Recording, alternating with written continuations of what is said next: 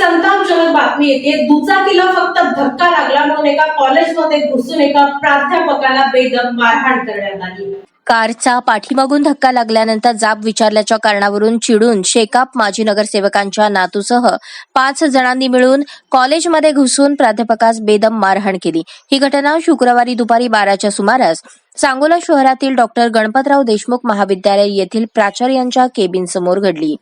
मारुती आनंद हाके वय 54 राहणार शिवाजीनगर जिल्हा परिषद शाळेजवळ सांगोला असे जखमी प्राध्यापकाचे नाव आहे। दरम्यान घडला प्रकार हा महाविद्यालयाच्या सीसीटीव्ही कॅमेऱ्यात कैद झाला आहे। याबाबत अधिक माहिती अशी, मूळचे जुनोनी येथील प्राध्यापक मारुती हाके हे सांगोल्यातील डॉक्टर गणपतराव देशमुख महाविद्यालय येथे प्राध्यापक म्हणून नोकरीस आहेत।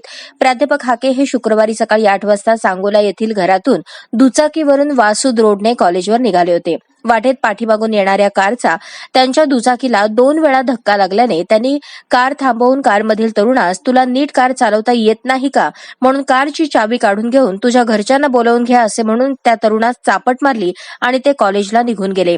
तो तरुण नातेवाईकांना घेऊन कॉलेजवर आला। यावेळी महाविद्यालयाचे सचिव, प्राचार्य, प्राध्यापक हाके आणि इतर प्राध्यापक मंडळींनी घडलेल्या प्रकाराबद्दल त्या तरुणाची माफीही मागितली होती। दरम्यान दुपारी 12च्या सुमारास प्राध्यापक हाके हे प्राचार्यांच्या केबिन समोर इतर शिक्षकांसमवेत बोलत थांबलेले असताना त्या तरुणासह इतर 4 जणांनी कॉलेजमध्ये घुसून हातातील दगड, बेल्टने आणि लाथाबुक्क्यांनी बेदम मारहाण करण्यास सुरुवात केली।